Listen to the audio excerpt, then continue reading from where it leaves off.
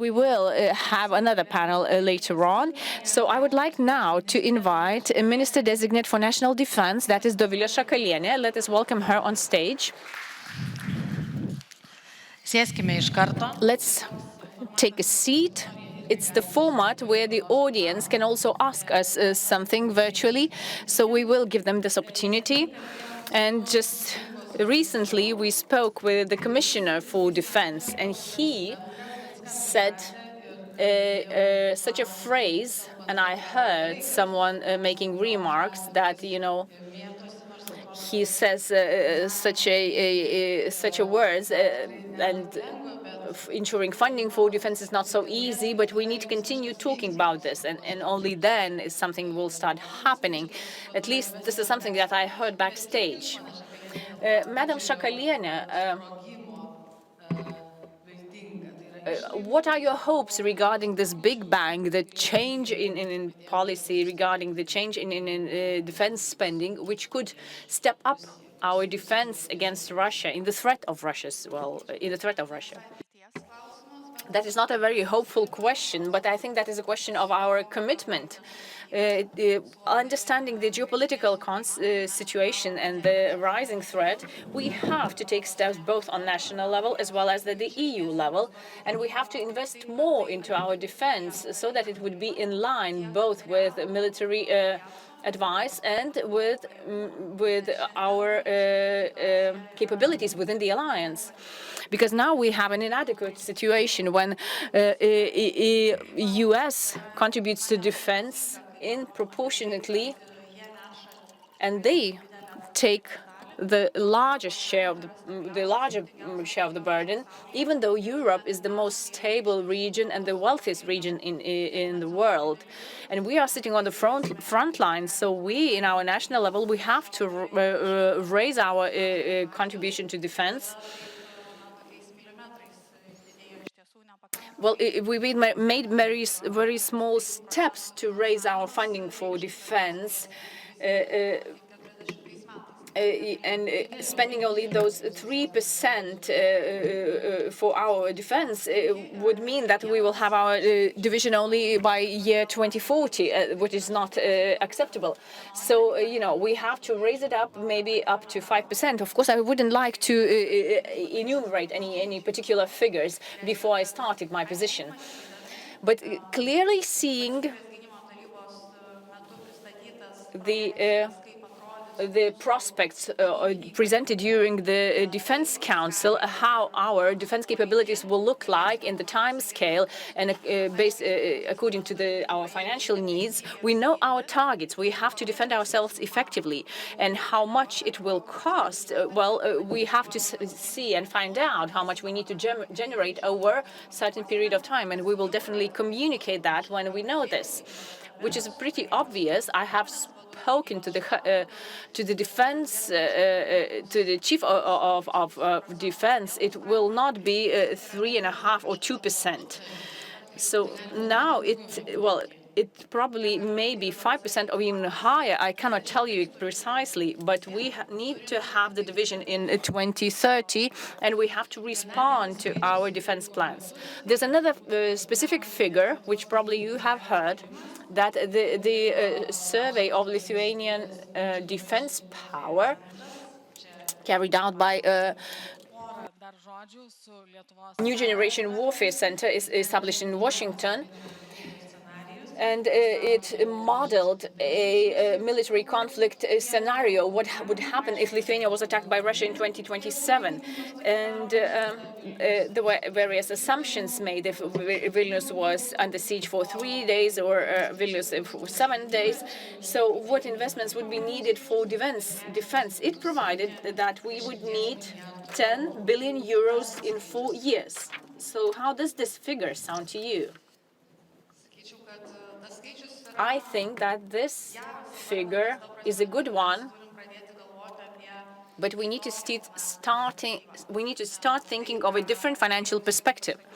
Just like I said, we started planning and forecasting something with our army headquarters, and these figures may be even higher.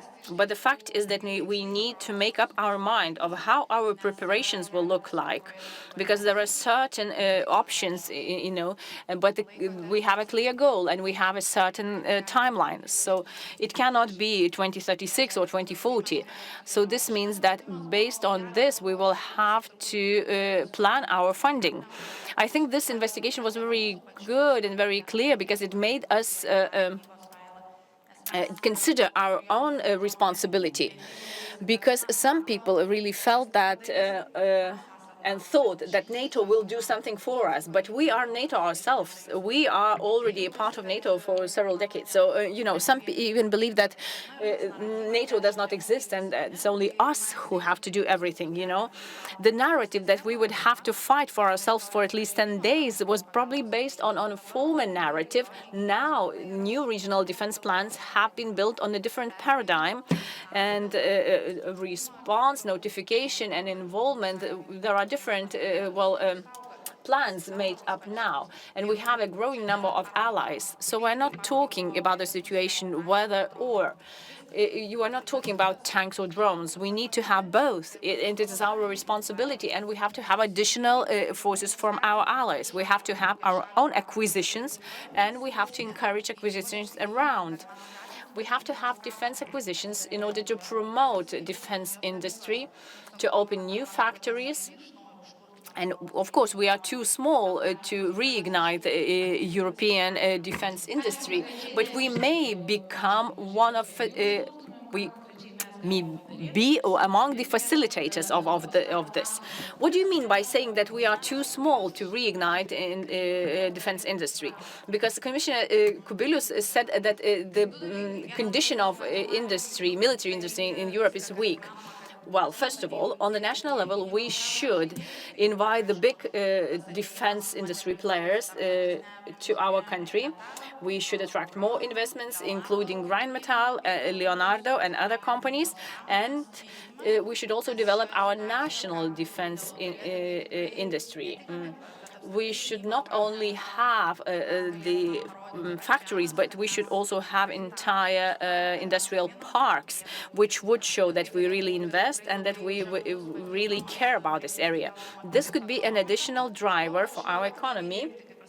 At the same time, we could actively continue working bilaterally and multilaterally with our neighbors in the Nordics, as well as with other countries, and to organize the acquisitions so that we could order higher quantities and promote defense industry into developing production, manufacturing. I think they are being very cautious, and their risk assessment should be corrected.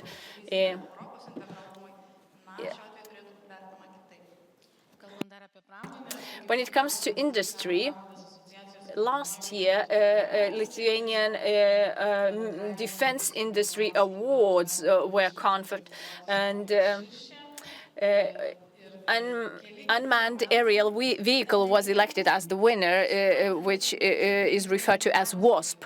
Shouldn't we also promote defense innovation?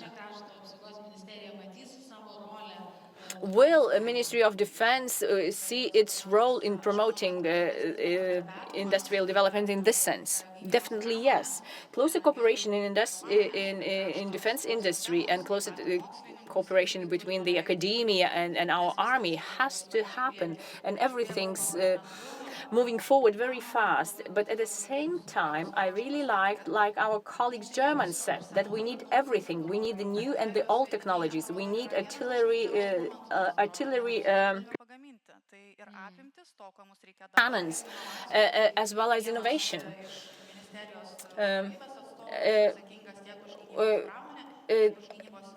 We will have people in the leadership of the ministry who will be in charge of defense industry as well as defense innovation, and we will have to move so much faster in this area. It is the responsibility of each and every one of us to contribute to a higher defense spending.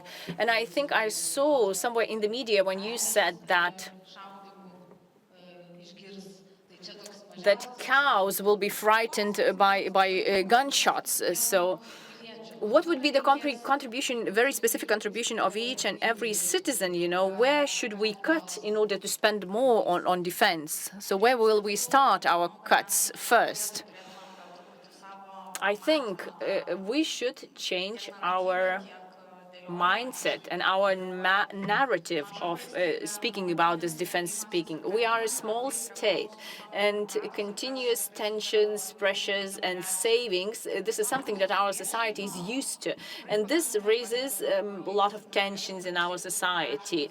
So what I would like to start saying, we would like to step up our defense capabilities. At the same time, we would like to improve daily life, quality of people's daily life. So when thinking about financial instruments, they will be oriented to national and international debt.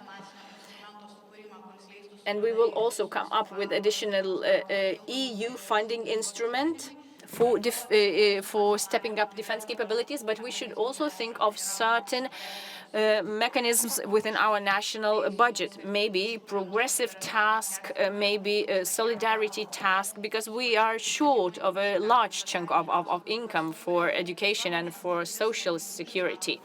So this brings certain conflicts in our society, and which is highly detrimental, which we should not have.